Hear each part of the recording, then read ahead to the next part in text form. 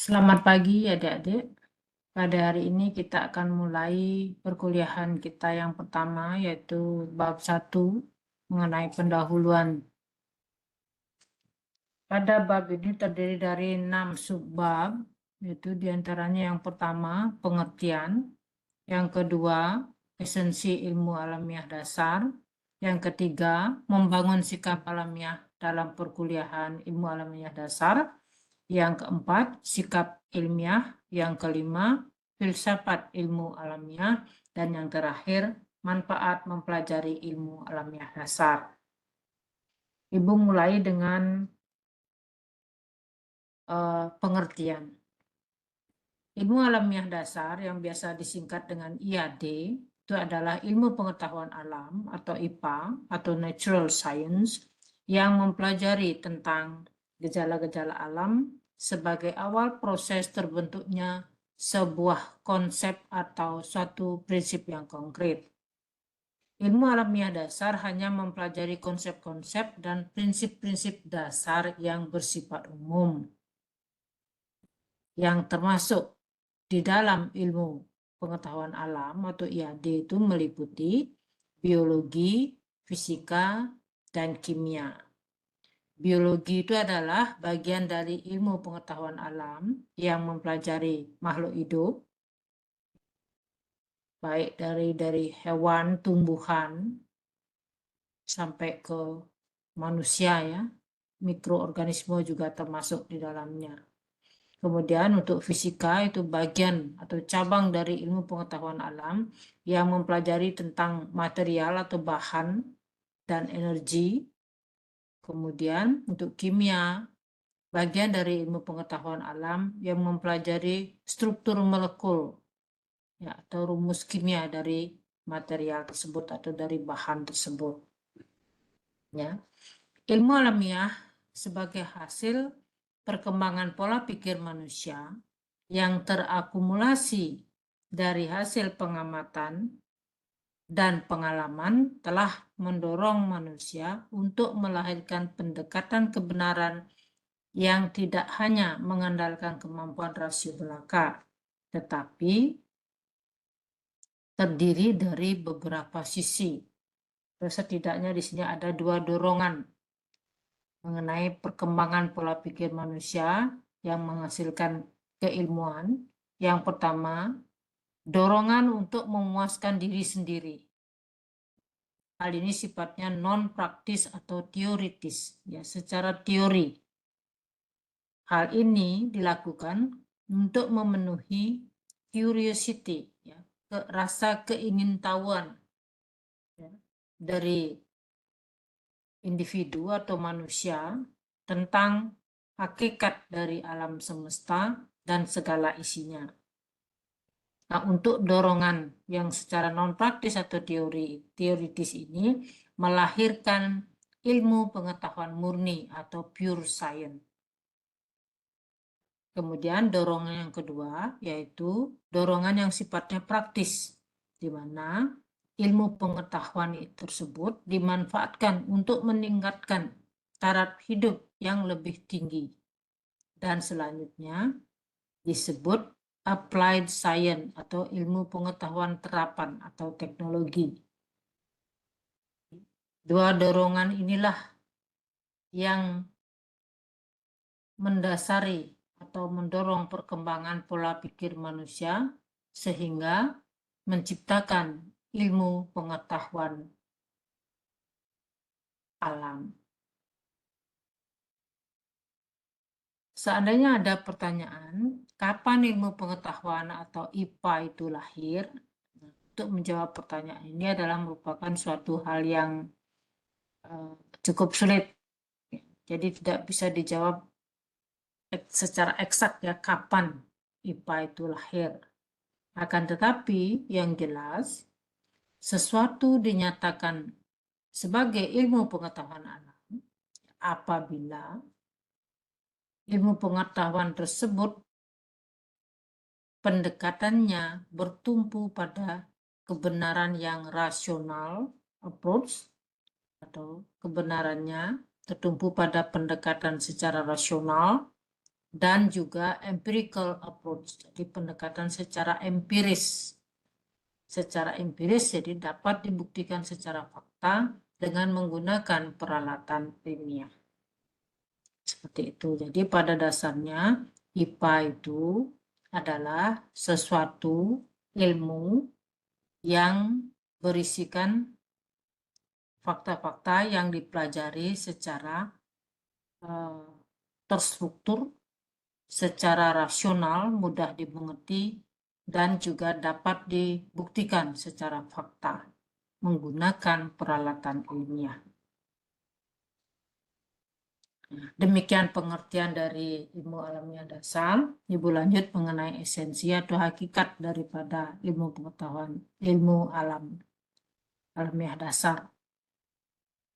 Ilmu alamiah dasar itu merupakan bagian dari IPA, seperti yang sudah dijelaskan di atas, yang mempelajari tentang fenomena alam semesta. Tentunya IPA ini atau ilmu pengetahuan alami sangat bermanfaat baik untuk individu maupun masyarakat secara umum. Mempelajari ilmu pengetahuan alam itu wajib ya, atau mutlak diperlukan oleh setiap individu manusia.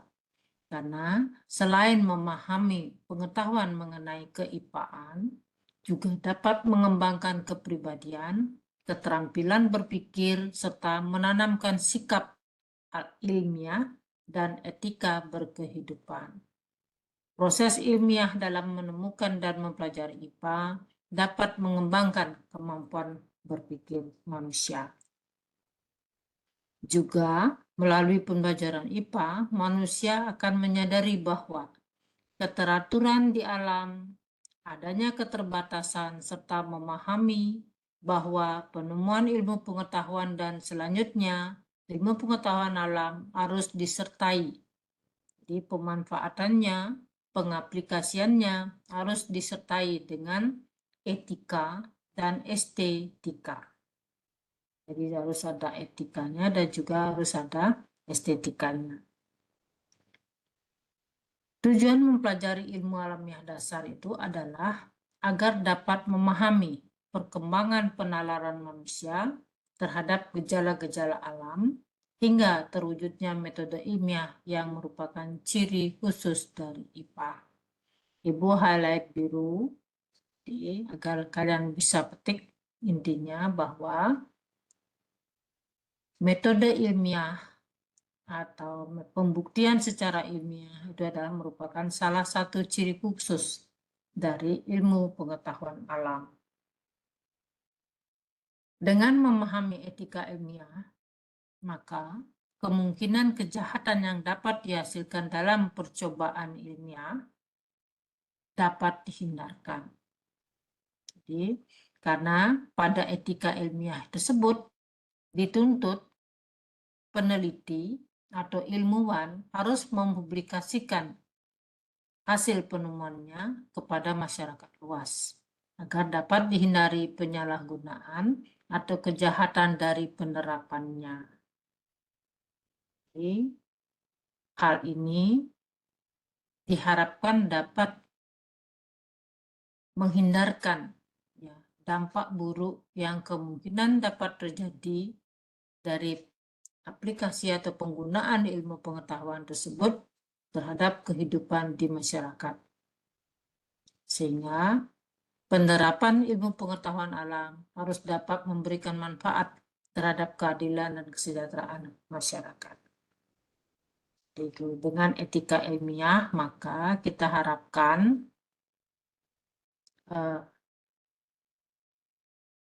kejahatan ilmiah, ya, kejahatan ilmiah itu bisa dihindari.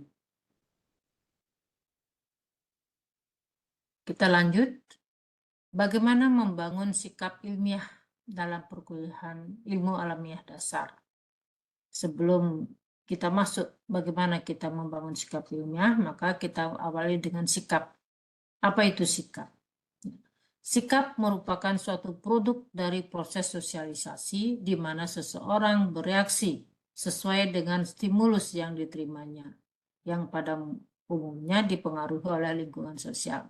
Jadi sikap itu adalah merupakan reaksi atau respon ya, dari seseorang terhadap stimulus atau gangguan yang dialaminya atau yang diterimanya yang biasanya dipengaruhi oleh lingkungan sosial di mana orang tersebut berada. Ya. Sikap ini sangat erat kaitannya dengan nilai, motivasi, dan dorongan.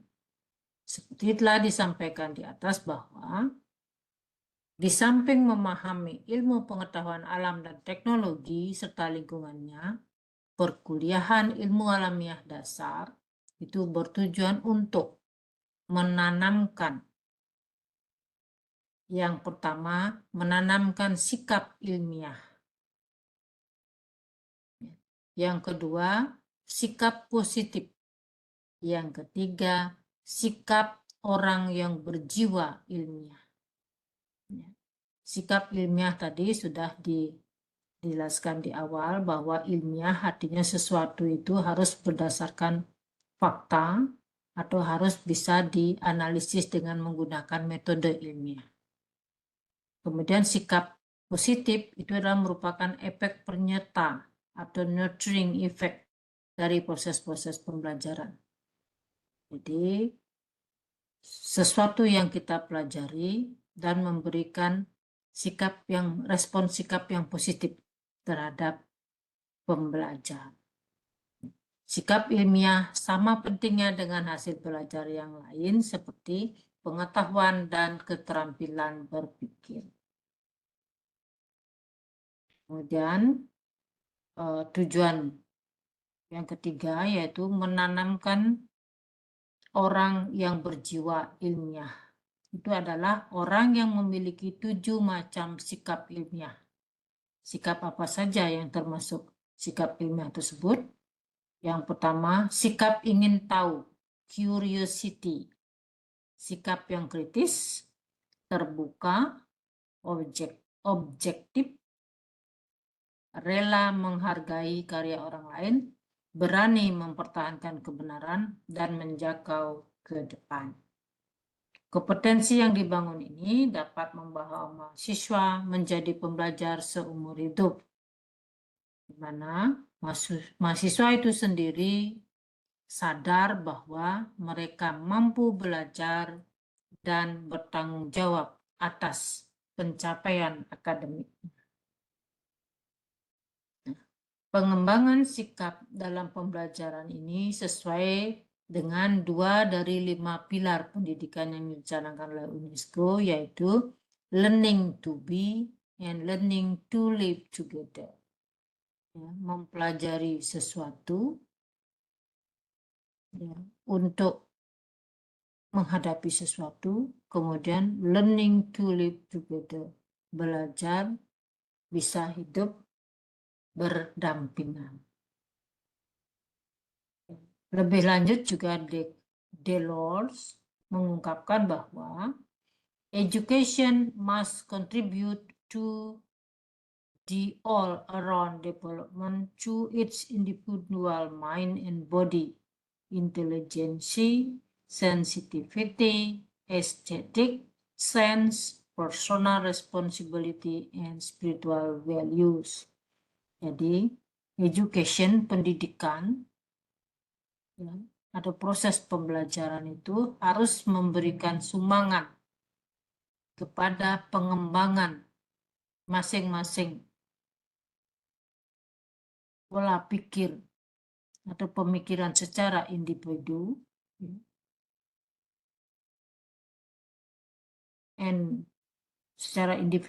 ya. Kemudian intelijensi itu kecakapan, sensitivitas itu seberapa sensitif responnya terhadap lingkungan atau terhadap stimulus yang ada. Kemudian estetik yang lebih estetik sense itu lebih ke keindahan. Kemudian personal responsibility itu tanggung jawab saya pribadi dan nilai-nilai spiritual.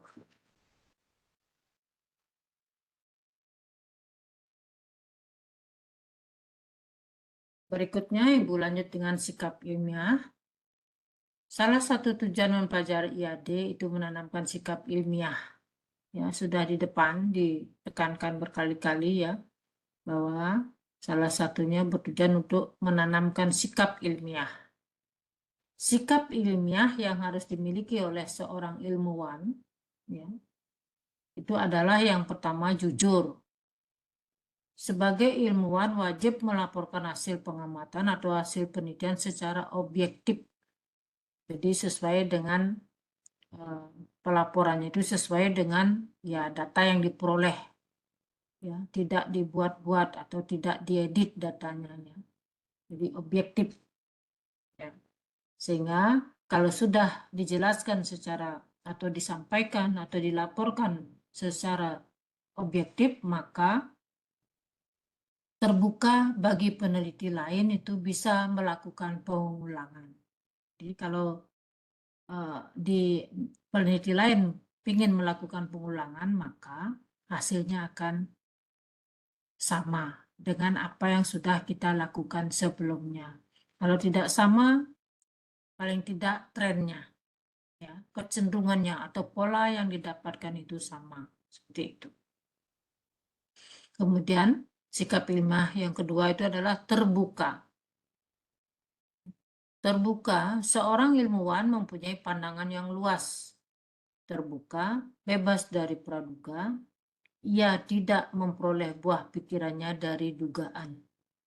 Jadi hasil penelitiannya itu bukan hasil dari dugaan atau perkiraan, tetapi dari hasil pengamatan langsung atau dari data fakta kenyataan.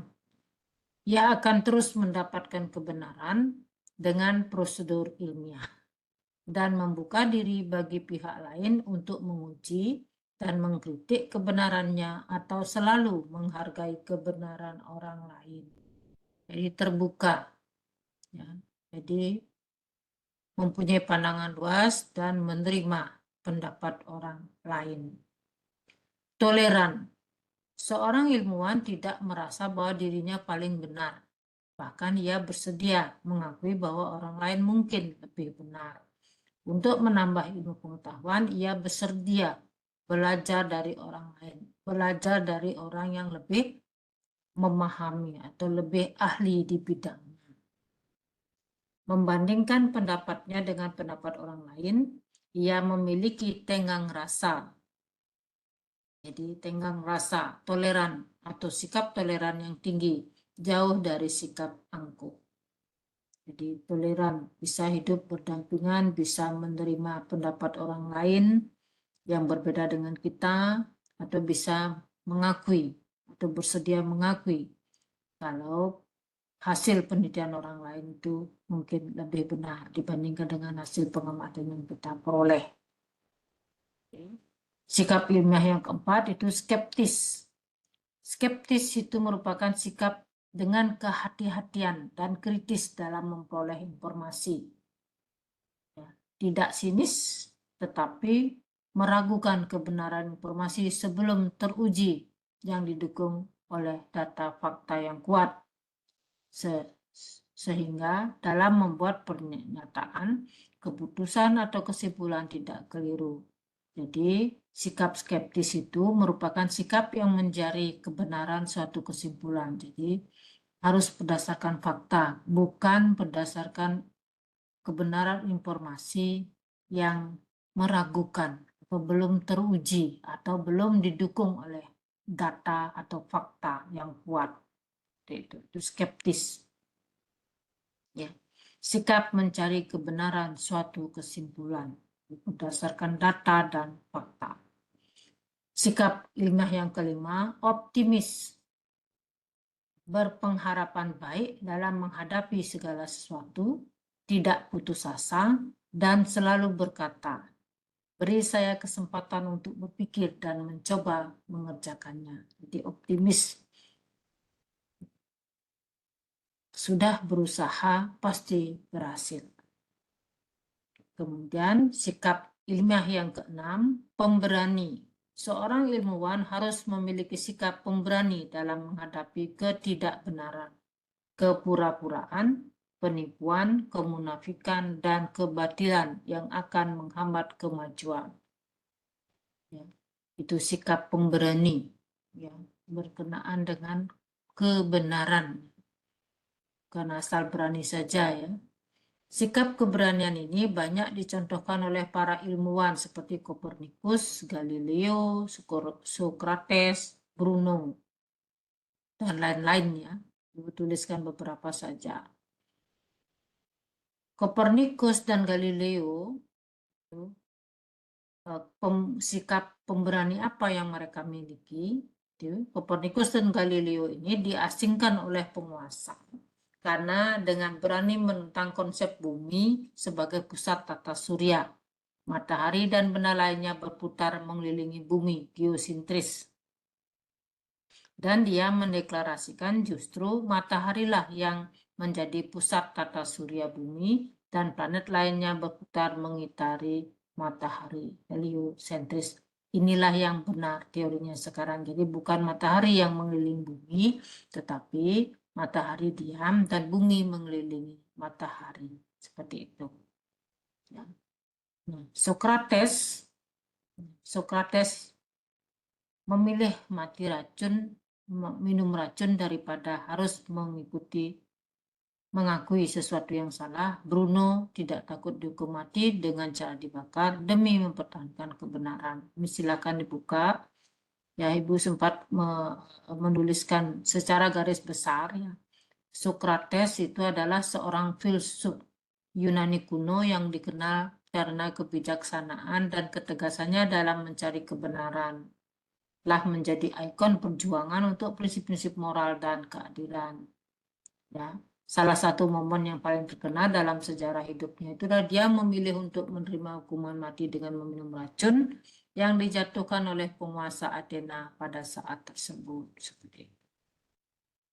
Kemudian untuk si Bruno itu adalah dia pengikut Kopernikus. Jadi si Bruno juga mempercayai bahwa matahari itu diam, sedangkan bumi dan planet-planet mengelilinginya. Teori heliosentris. Ya, si Bruno juga mempercayai heliosentris, bukan geosentris, bukan bumi yang sebagai pusat peredaran tata surya. Ya, bahkan si Bruno itu memperoleh kesimpulan yang lebih jauh lagi, ya, sampai mempercayai bahwa matahari sebagai pusat tata surya. Dia juga memperoleh kesimpulan bahwa jagat raya ini tidak ada batasnya. Bintang-bintang tersebar di seluruh jagat raya.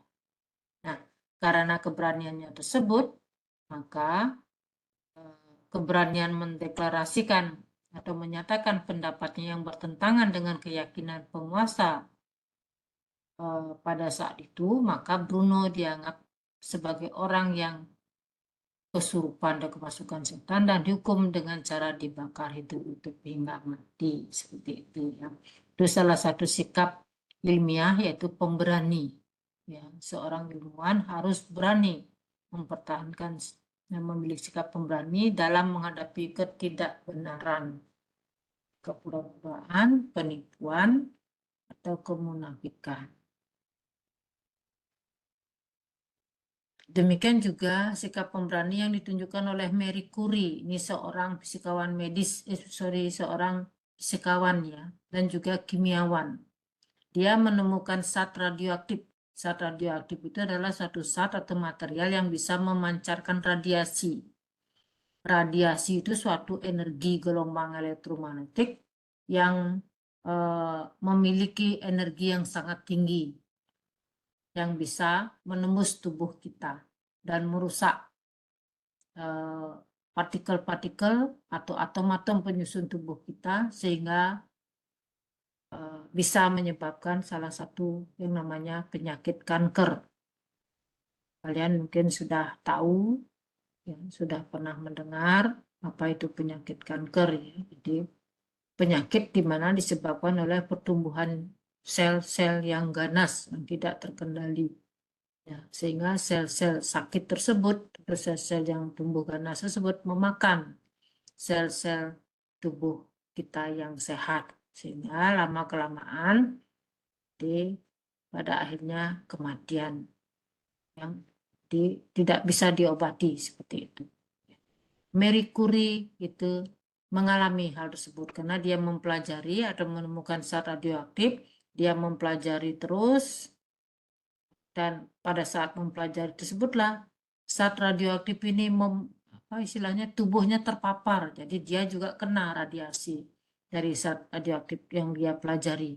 Maka dari itu tubuhnya terkena radiasi terus-menerus selama proses penelitian, maka itulah salah satu penyebab dia menderita kanker, sehingga pada akhirnya dia sakit tersebut tidak bisa terobati dan akhirnya Marie Curie meninggal. Seperti itu.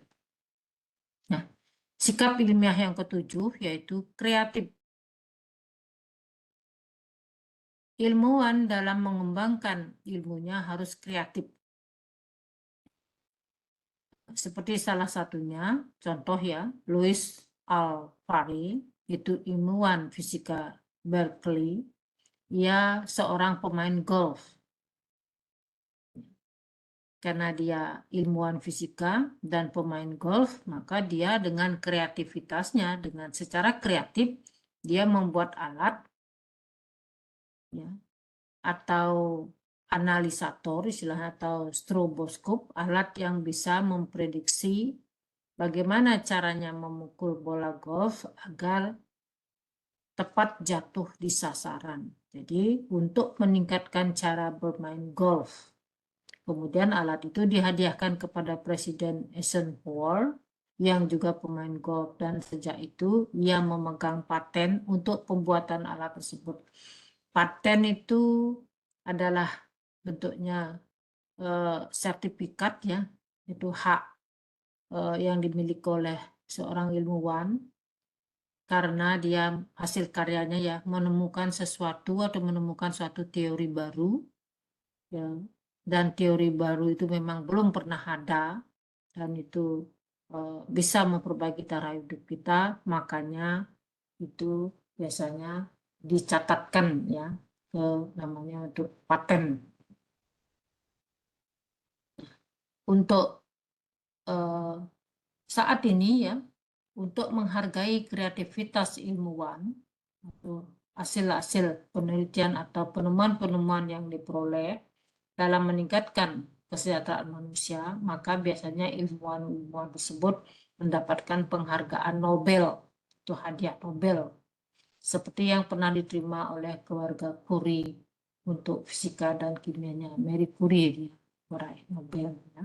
Dia menemukan zat radioaktif, karakteristiknya, manfaatnya, dan dampak negatif yang ditimbulkan. Nah, penemuannya tersebut untuk menghargai, maka dia diberikan hadiah penghargaan Nobel. Seperti itu.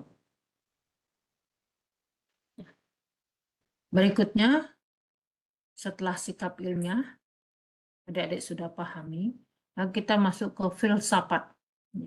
Apa sih filsafat dari ilmu alamiah dasar? Filosofis atau filsafat dari ilmu alamiah sebagai dasar pengembangan ilmu mengacu pada nilai-nilai yang berkembang sejalan dengan pola pikir manusia dalam bentuk budaya dan norma yang dianut dan menjadi pandangan hidup. Jadi filosofis atau filsafat dari ilmu alamiah itu sebagai dasar pengembangan ilmu yang mengacu pada nilai-nilai yang berkembang sejalan dengan pola pikir manusia dalam bentuk budaya dan norma yang dianut dan menjadi pandangan hidup.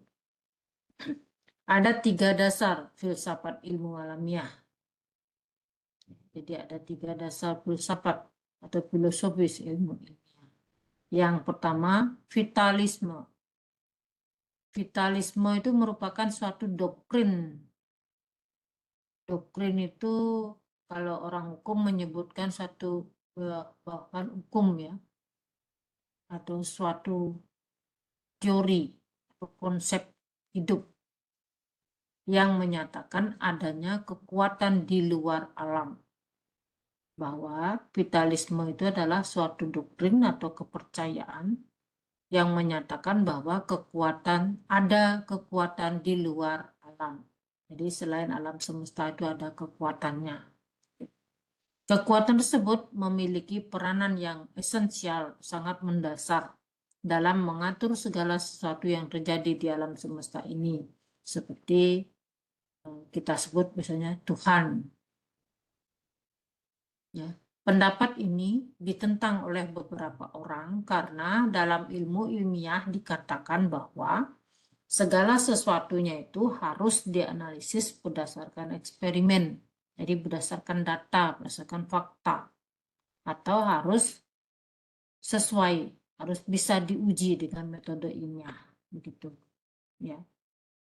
Ya, padahal doktrin ini mempercayai untuk vitalisme itu adalah ada kekuatan di luar alam ini.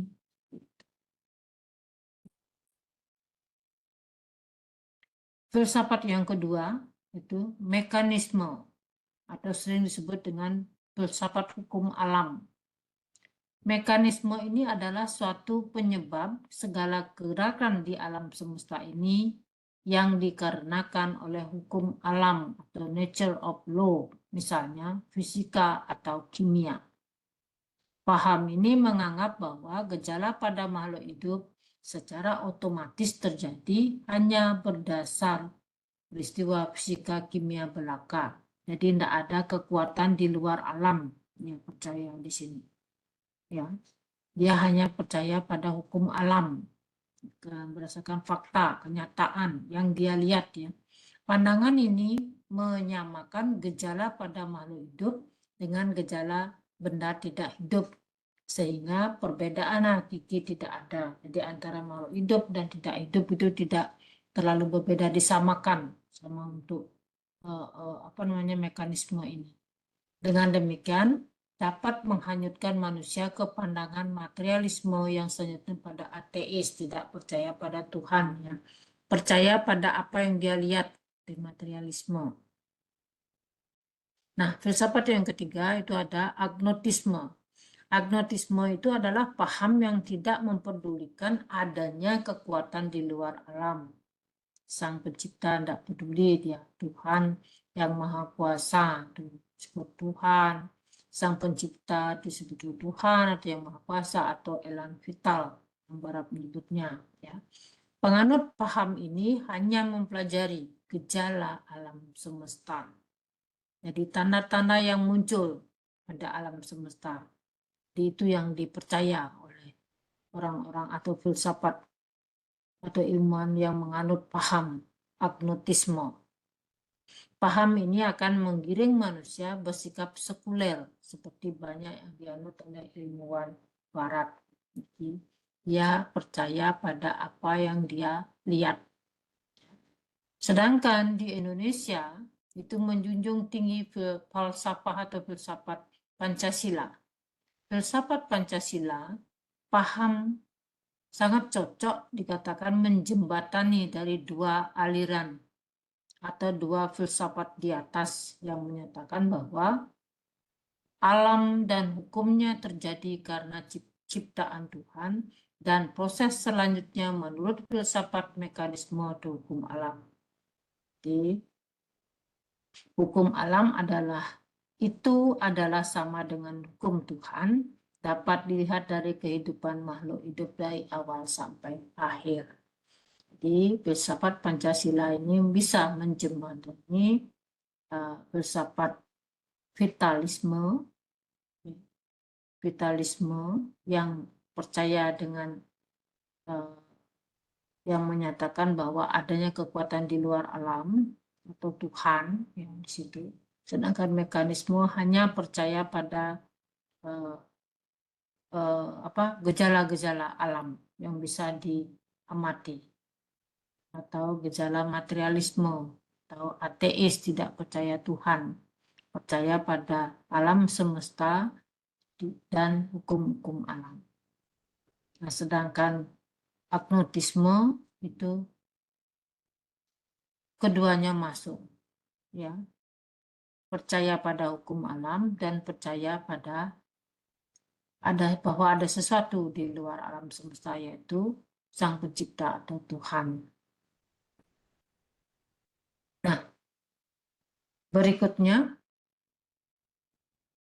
manfaat mempelajari ilmu alamiah dasar ini yang terakhir ya, ini 1.F ya, 1.F atau 1.7. Apa sih manfaat mempelajari ilmu alamiah dasar? Sebagaimana yang telah dijelaskan di atas bahwa ilmu alamiah memiliki kriteria tersendiri. Ya, jadi ilmu alamiah atau IPA itu memiliki kriteria tersendiri. Sistematis, objektif, metodik, dan universal. Nah, jadi terstruktur, objektif, ya fakta, metodik, metode ilmiah, bisa dilakukan dengan cara-cara yang ilmiah, dan universal, ya umum, secara umum. Jadi hal ini secara tidak langsung akan menumbuhkan sikap ilmiah yang sangat bermanfaat bagi manusia. Jadi karena salah satu tujuan dari belajar IAD yaitu dapat menumbuhkan sikap ilmiah bagi mahasiswa atau bagi siswa yang mempelajari. Beberapa keunggulan atau manfaat positif dari mempelajari IAD untuk kita, ya untuk manusia. Yang pertama, dapat mencintai kebenaran yang objektif dan bersikap adil, sehingga akan membawa pada hidup yang tenang dan bahagia. Objektif, ya. Jadi berdasarkan fakta, berdasarkan data, bukan subjektif berdasarkan orang. Oh ini teman saya, ini saudara saya, bukan seperti itu. Jadi berdasarkan fakta. Kalau sudah faktanya tidak terbantahkan, maka kita harus bersikap adil, dan kalau sudah keadaan seperti itu, maka kita akan berharap bisa hidup dengan tenang dan bahagia. Manfaat atau keunggulan yang kedua, jika ada penemuan baru yang lebih benar, maka ilmu yang lama tidak berlaku lagi, sehingga disadari bahwa ilmu pengetahuan itu tidak mutlak atau bersifat relatif, sedang yang mutlak datangnya dari Tuhan. Jadi dalam ilmu pengetahuan itu, kalau ada penemuan baru, berarti yang lebih benar, yang lebih bisa dibuktikan, lebih lengkap pembuktiannya, maka penemuan yang sebelumnya itu gugur atau tidak berlaku. Ya. Maka dari itu bisa dikatakan bahwa ilmu pengetahuan itu bersifat tidak mutlak, tetapi bersifat relatif. Karena kita mengatakan sesuatu itu benar karena kita tahu bahwa dasar usul hukumnya seperti ini. Kalau sudah seperti ini berarti dia benar. Kalau tidak seperti itu, dia tidak benar. Jadi kita mengatakan benar itu ada pembandingnya. Jadi dikatakan bersifat relatif, tidak mutlak. Ini pasti benar, nah, seperti itu ya. Jadi bersifat relatif. Sedangkan yang benar itu adalah datangnya dari Tuhan. Dengan ilmu pengetahuan, orang tidak lagi percaya pada tahyul atau mitos, karena semua yang ada di alam ini terjadi melalui proses hukum alam atas seizin Tuhan. Ini karena negara kita menganut falsafah atau filsafat Pancasila. Kita percaya pada Allah, hukum alam, dan kita percaya bahwa ada kekuatan yang mengatur segala sesuatu, alam atau alam beserta isinya itu bisa berjalan seperti sekarang itu atas kehendak Tuhan. Ilmu yang keempat manfaatnya, ilmu pengetahuan akan membimbing kita untuk tidak berpikir melalui prasangka, tetapi berpikir secara objektif, terbuka dan sistematis. serta menerima pendapat orang lain dalam setiap keputusannya.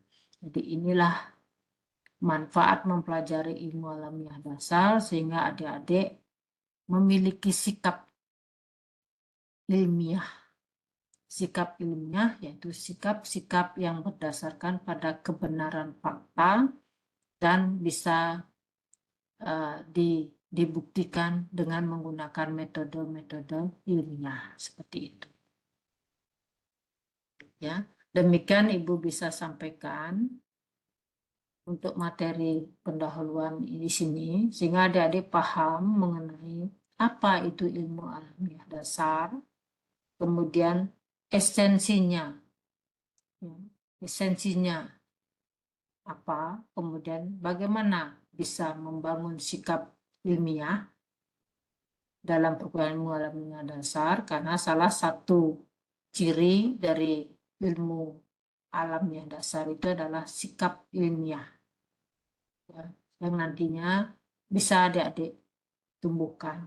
Kemudian sikap ilmiah itu sendiri, apa yang disebut dengan sikap ilmiah, kemudian apa filsafat dari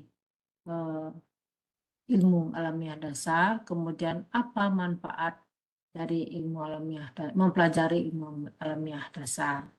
Ya. Sekian yang bisa Ibu jelaskan. Semoga apa yang sudah dijelaskan bisa memberikan pemahaman yang lebih sebelum kita masuk mempelajari ilmu alamiah dasar itu selanjutnya. Terima kasih, sampai berjumpa pada materi kuliah berikutnya.